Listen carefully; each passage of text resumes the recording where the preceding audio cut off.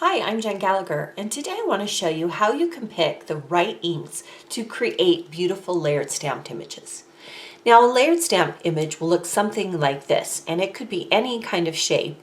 But what the stamp company will do is they'll take an image and they will divide the image into layers. This particular rose has 4 different layers, while the leaves have 3.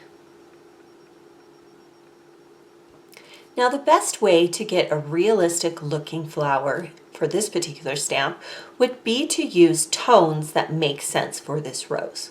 So the challenge comes in finding the right inks that are in tones that work. Now today I'm going to walk you through companies that already create ink sets that work perfectly for these types of stamps, and I'll share my favorite companies that have released stamping inks and the ones that I have tried. So one company that makes sets is Umbrella Crafts. This is exclusively through scrapbook.com, and I will link you through affiliate links below to these companies so you can shop and find what you're looking for. But they will sell tones of different colors.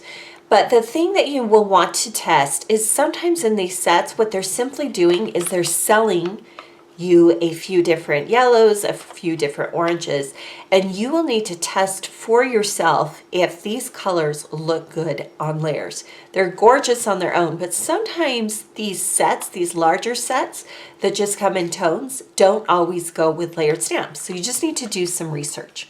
You can also pull from your own stash, but I find for these stamps it's just easier to buy them all at once.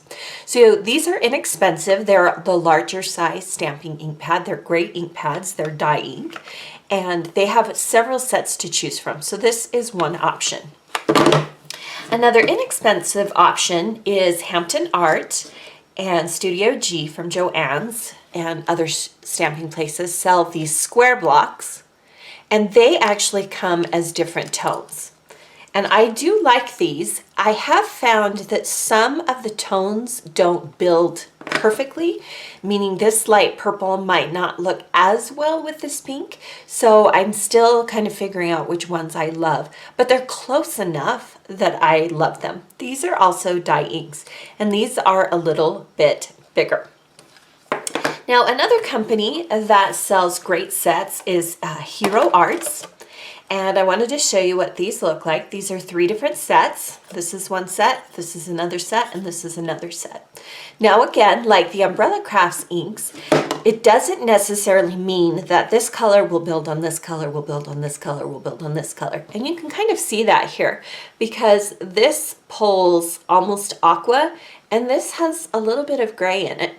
So this is great for maybe doing a colored item like a peacock where the tones don't have to be perfectly matched and you want a nice set of blues or a nice set of yellows. If you're wondering if the small ink pads work as well as large ink pads, I haven't had any issues at all.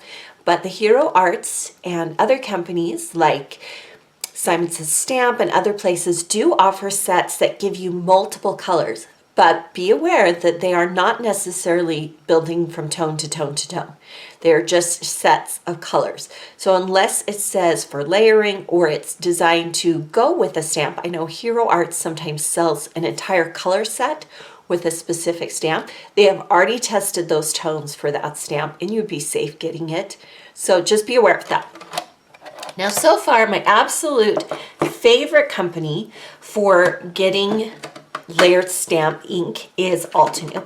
Now, Altenew broke on the scene with these amazing stamps, and I already showed you this one, and they kind of broke the mold in terms of how you stamp, and they helped bring this rage into a huge trend. And so I thought, well, I'll give it a shot. Now, they do offer all of these stamp sets as larger ink pads if you prefer them. They are about $13.99 a set, so they're a little on the pricey end, but the tones are spot on. So this is probably my favorite company right now for tone-on-tone stamping. And it will start with a light color, and the tones will build. So you can start, for instance, this rose flower, you could start at the mid-tone or you could start at the lightest tone and build from there. So I have a couple of different colors, and what I would suggest you do is that depending on the images you like to stamp, start with those colors first. So for instance, I have two different tones of green here. Start with the green that you like. I tend to like the olive tones better, so I started with this one, and then I came back with a more traditional green. And I started with a yellow because these are probably my two favorite combinations. So start with what makes sense. Now, I prefer this packaging to, I don't know if this is an older packaging for them, but you can't see on the top what the tone is. I placed them exactly how they were in the packaging as they come, but I need to label them so I can see what the tones are. And then finally here on the bottom, I want to show you that some of the Hero Arts ink pads do work perfectly. This particular set builds perfectly, excluding that charcoal that comes with it, but there's a 3-tone. So you do kind of have to hunt and peck a little bit, but these sets are great. If you're wondering how I'm storing these, this is a Tim Holtz mini cube storage, and it has a plastic insert in here, and it holds each of the inks perfectly. And then when you close it, you can see what your inks are. And they're about $6, $6.99 each. They're invaluable. I love them. They hold all the different square ink pads perfectly. They do not fit the medium or the larger ones. So let me show you some stamped cards that I've created using these layered stamp inks. So this is a card that uses some elements of roses and leaves. And you can see here there are lighter, mid-tone, and darker elements, and that creates a layered rose. Now you can fussy cut them, or a lot of these stamps will come with die cuts, but this was the mid-tone greens, the more traditional greens, and then this was the Hampton Arts pink. So you can see here the pinks aren't perfect, but they're close enough. Now you can also stamp on colored items with tone and tone. What you'll do is I have the lightest tone here, I have a medium behind here, and then the darkest tone. And this was the Hero Arts. So you can create tone on tone on colored items like this tag here.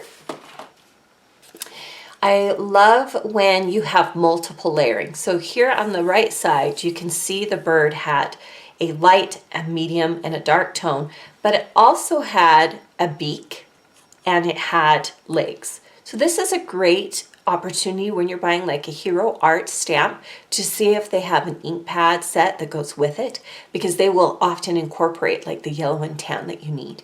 You can always just use traditional colors that you have that match. This particular stamp set is from Close to My Heart. And this card is using an Hampton Art card set. It has stamps in it that are tropical, and you can see here I have built both the pineapple bottom and the leaves on top. I used my olive set and then my yellow set from Altenew. So let me show you how to use these stamping inks, and that will help you get a better idea of how to use the inks. So let me show you how to use these stamps. I highly recommend getting some kind of stamping tool. This is the Misty stamping tool, and it's the Mini Misty. What it contains is a tool that will make quick work of stamping like this. And it does so because it holds your stamps in place. I also recommend using Nina 110-pound weight cardstock. It's a thick cardstock. I can't remember if cover weight or cardstock is thicker, but I will put that in the notes.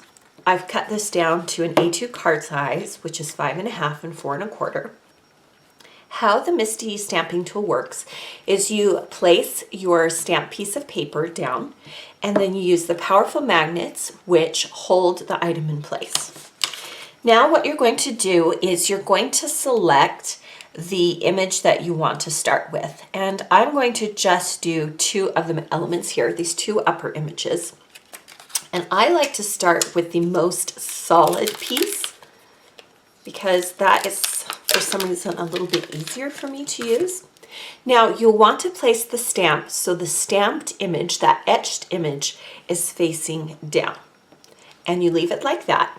Now, you close the Misty tool, press firmly, and then what it's going to do is it's going to pick up that stamp. Now I'm going to use some of my Altenew inks. These are some brand new inks for me. I'm going to go with 2 mid-tone colors. I'm going to use Puffy Heart for this solid piece. and I'm going to ink that up. Now with dye ink, you will find that when you first stamp the image, it's going to look a little bit blotchy. But dye ink dries over time and that ink spreads out. But what you can do is if you get an image and it's blotchy, the MISTI will hold your stamp in place and you can quickly re-ink that shape and stamp it again. So that way, if there's any part of that stamp that wasn't stamped the first time, or you want it a little bit darker, you can go back in with that dye ink and stamp it another time. Now you can see it's a little bit more clean. Now we're going to take the next etched image, and you can see here how it looks. And what you want to do is kind of get a feel for the placement, and by using that black, you can kind of see how it's going to build. I hold it up to the camera so you can see a little bit more. That just gives you an idea of where this next image is going to go. So then what I'll do is using that guide that I just used, and it doesn't have to be perfect. They have made these so that they work really, really well. And just adjust. So again, the edged image is facing down. You're going to close your MISTI, pick up that stamp, and then this time we're going to go with purple wine, which is a little bit darker. Now with these stamped images, you can use as many layers as you want. So you can use all 4, you could use just 2. Do it one more time. And as you get to know your inks, you can determine if you want to use from tone to tone, or if you would rather, instead of the purple wine, skip to a darker color. So now let me show you what that image looks like. Isn't that beautiful? It's so realistic. And that's because Altenew did all the work for me and picked tones that easily build on one another. So if you're looking for some great stamping ink pads, these are my current favorites right now. If you have additional ones that you really love, please suggest them in the video comments below. Again, if you're looking for any of these inks as well as some of the others I've shown you, I will link them in the video description before. Take a moment to subscribe to my YouTube channel and look for new tutorial videos soon.